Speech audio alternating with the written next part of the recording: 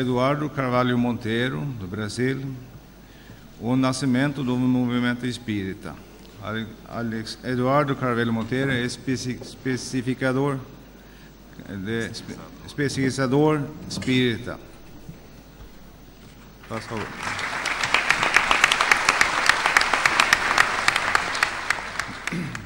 Senhoras e senhores, todo grande pensamento ou ideia religiosa não surge de repente, mas há que se haver uma preparação de solo para que a semente seja lançada e frutifique.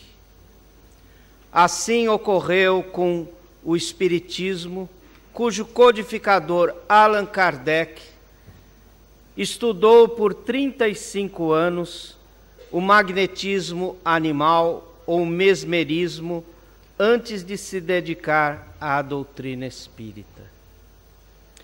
A homeopatia, criação inspirada de Samuel Hahnemann, e o magnetismo proporcionaram o enraizamento de ideias que preparavam as almas europeias sensíveis a pensarem o ser humano como um ser biopsicossocial dotado de uma alma, componente de uma centelha que sustenta a vida. Não mais a influência de uma medicina medieval, materialista, mecanicista, mas uma ciência médica voltada para enxergar o homem e o princípio vital contido em seu espírito. Ou seja, a homeopatia e o magnetismo vieram preparar o homem para receber essa notícia de que nós temos uma alma, um princípio vital que nos movimenta. Magnetismo e homeopatia, portanto, se tornaram forças equilibrantes e opostas na Europa e no Brasil às ideias materialistas que permeavam o mundo pós-Inquisição.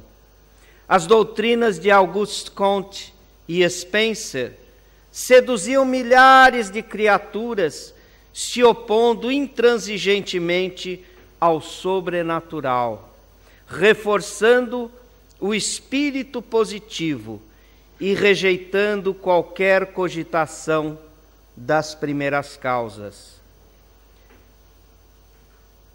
Ao tempo de Hahnemann, a medicina oficial era um conjunto anacrônico de princípios, teorias e práticas empíricas, eminentemente drenadoras.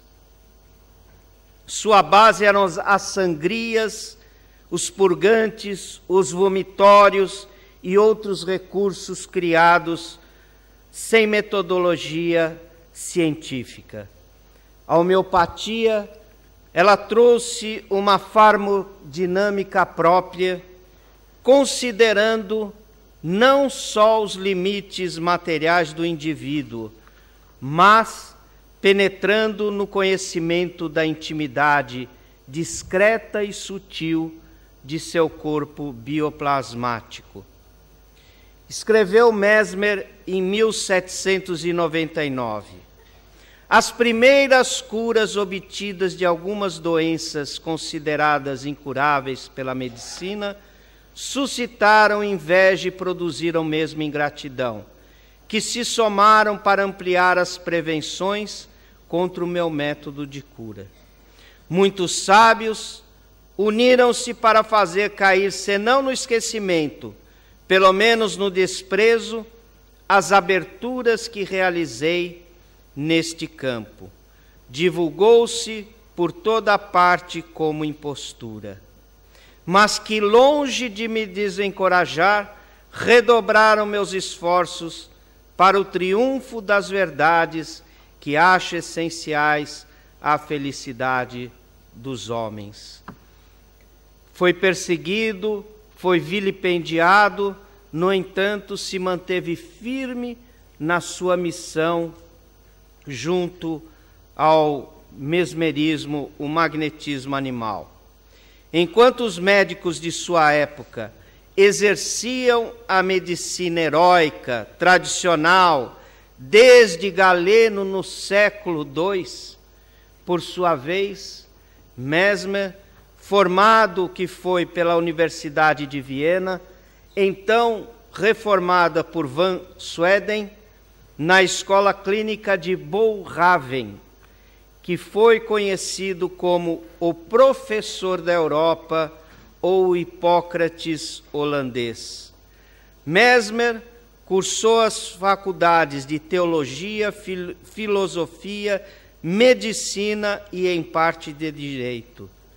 Seu terceiro doutorado foi em Medicina, pela Universidade de Viena, reformulada por Van Suyten, discípulo de Boerhaven, o criador da clínica moderna, que propôs uma retomada dos princípios da medicina científica e vitalista, fruto da observação junto aos pacientes e do uso da razão, recuperando os princípios do pai da medicina, o grego Hipócrates, vis medicatriz naturae.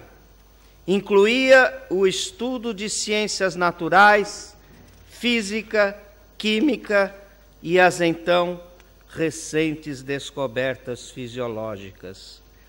Para Boerhaven, uma vis vitae, ou força vital, era responsável pela manutenção da saúde orgânica, como para todos os vitalistas científicos que estavam se contrapondo ao materialismo mecanicista da medicina oficial, a prática médica heróica milenar.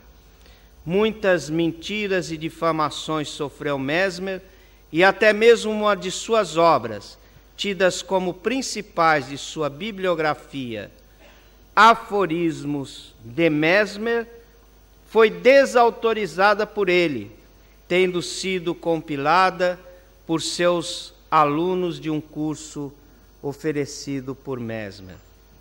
Sua obra principal foi Memória de Mesmer, doutor em medicina, sobre suas descobertas.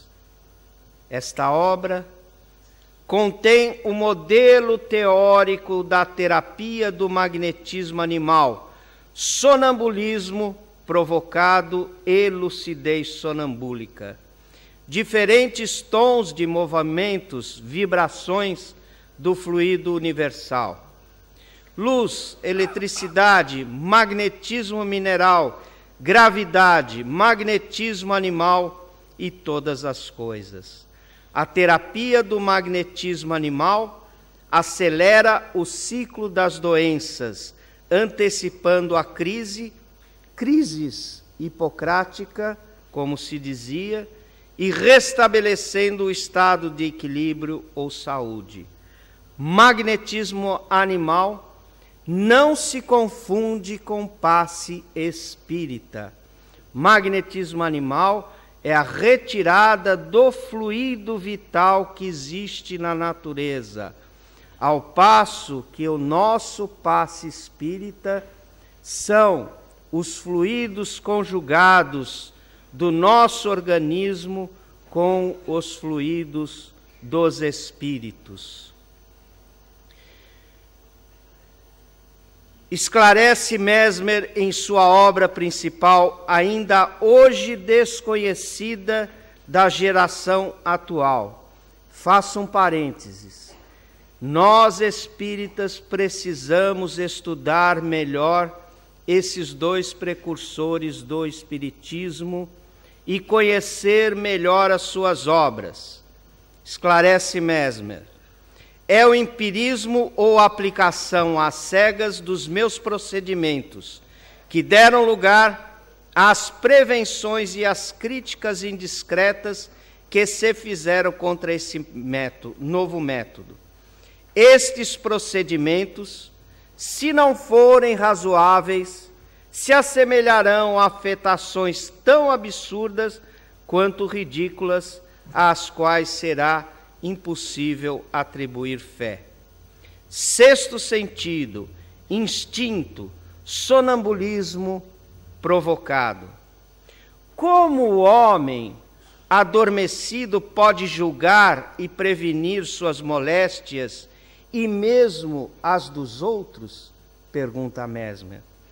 Como, sem qualquer instrução, pode indicar os meios adequados à cura? Pergunta ainda Mesmer. Como pode ver objetos afastados e pressentir os acontecimentos? Como o homem pode perceber impressões de uma outra vontade que não a sua? Porque o homem não é sempre dotado dessas faculdades? Como são passíveis de aperfeiçoamento? Porque este estado é mais frequente e parece ser mais perfeito após o emprego do processo do magnetismo animal? Quais têm sido os efeitos da ignorância desses fenômenos e quais são eles ainda hoje? Quais são os inconvenientes resultantes do abuso que deles se faz? Vemos aí, portanto, muitas semelhanças com o Espiritismo e com as mesmas ênfases com que se combateu Mesmer, também se combateu o Espiritismo. Declarou Kardec na Revista Espírita de 1868: o magnetismo, a homeopatia e o espiritismo. A cura só é completa após a destruição das causas. Eis porque os tratamentos terapêuticos muitas vezes necessitam ser completados por tratamento fluídico e reciprocamente. Eis também porque as curas instantâneas que ocorrem nos casos em que a predominância fluídica é, por assim dizer, exclusiva, jamais poderão tornar-se um meio curativo universal. Não são, consequentemente, chamadas a suplantar nem a medicina, nem a homeopatia, nem o magnetismo comum. Ou seja, as técnicas devem ser integradas. Hahnemann, por sua vez, escreveu no Organon a Bíblia da Homeopatia, no parágrafo 288. Neste ponto, acho ainda necessário fazer menção ao chamado magnetismo animal, ou melhor, ao mesmerismo, como deveria ser chamado, graças a Mesmer, seu fundador, que difere da natureza de todos os outros medicamentos.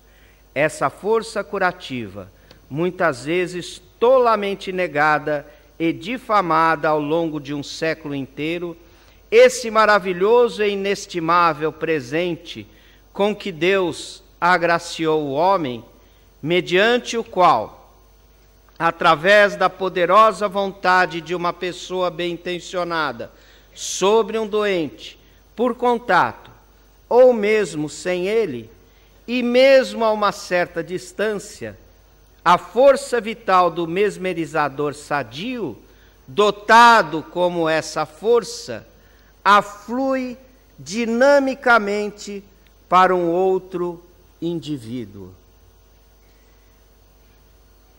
Já no plano espiritual,